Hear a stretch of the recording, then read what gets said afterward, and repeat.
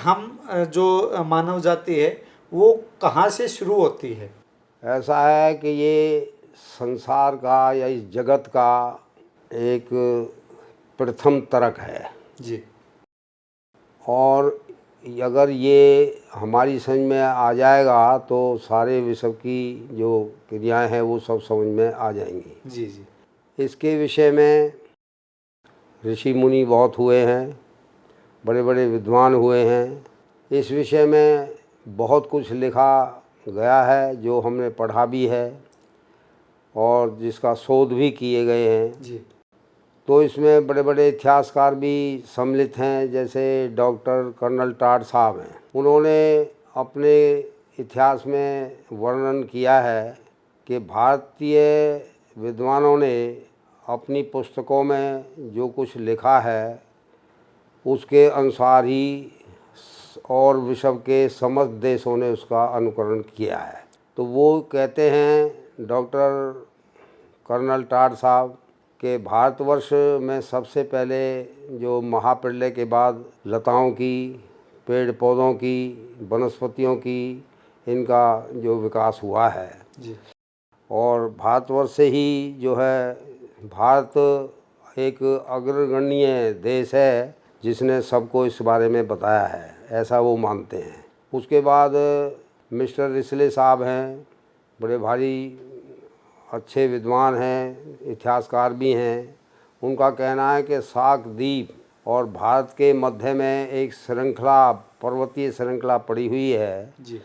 उसमें एक मध्य मेरु पर्वत है, तो उसको कोई कोई सुमेरु पर्वत भी बोलता है, सुमेरु पहाड़ भी बोल देते हैं। जी जी। उसके आसपास सार्क द्वीप और भारत के मध्य में पड़ता है ये। तो ये उन्होंने बताया है कि महाप्रलय के बाद जो है ये सृष्टि उत्पत्ति होती है। रिसले साहब ने जी। उन्होंने ये भी कहा है कि बिना जल के कुछ भी नहीं हो सकता, इसलिए जल प्रथम है इसमें। अगर जल जो पेड़ पौधे, वनस्पति या जीव प्राणी, मनुष्य जो भी हैं, जी। जीव जंतु सब जल के बिना कुछ नहीं हो सकता। कुछ भी नहीं। तो उन्होंने इसका वर्णन किया है कि सार्क द्वीप और भारत के मध्य में जो श्रृंखला है, पर्वतमाला है, अरारट पर्वत इसको बोला गया है उनकी भाषा में। तो इस अरारट पर्वत को हम हिमालय पर्वत बोलते हैं। ओके। तो दादा ये सार्क द्वीप क्या है? सार्क द्वीप जो हम सार्क द्वीप हैं, ये 7 द्वीप हैं, सप्तखंड है। तो उसमें 7 द्वीप है। ये इतिहास का अलग प्रश्न है। ओके। सार्क द्वीप में ये स्थान आते हैं जैसे रूस है, चाइना है, जैसे जो अपने हिमालय से कजाकिस्तान है। ऊपर वाला हिस्सा है हाँ, वो सार्क द्वीप में जो आता है। जैसे आपका भूमध्य सागर है, जी। ये सब सार्क द्वीप के ही जोड़ता है।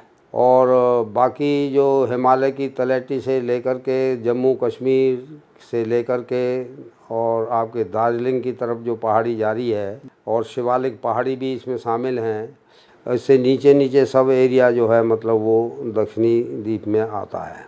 और बीच में हिमालय पर्वत जो है उसके बीच में एक पर्वत है मेरू पर्वत, उसका उल्लेख हमारे महाभारत ग्रंथ में देखिए।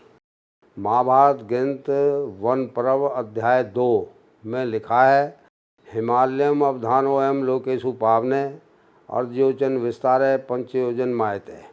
उसमें ये लिखा है कि हिमालय नाम का एक पर्वत है। जी। हिमालयम अवधानम, अवधान माने नाम, हिमालय नाम का एक पर्वत है और उसके बीच में अर्धयोजन विस्तार है, पंचयोजन मायत है। तो उसमें एक आधा योजन में उसकी चौड़ाई है जी। और 5 योजन घेरे वाला है। 1 योजन 8 मील का होता है, तो 4 मील तो उसकी चौड़ाई हो गई और 40 मील उसका घेरा हो गया। वो जल का अथाह भंडार है जहाँ से देव का कुहू, विशाला, विस्तृता आदि नदियाँ निकलती हैं, जिनको हम गंगा जी, यमुना जी, सरस्वती, ब्रह्मपुत्र, सप्त सिंधु, ये नदियों के नाम हैं। और ये 12 मास चलती हैं जो हमें जल प्रदान करती हैं, हमारी खेती बाड़ी जिन पे निर्भर है और जल के बिना सृष्टि हो भी नहीं सकती। तो ये जल का अथाह भंडार है। सब विश्व में जो भी देश हैं इतना बड़ा जल का भंडार कहीं नहीं है। जितना ये मेरू पर्वत का मेरू है। पर्वत।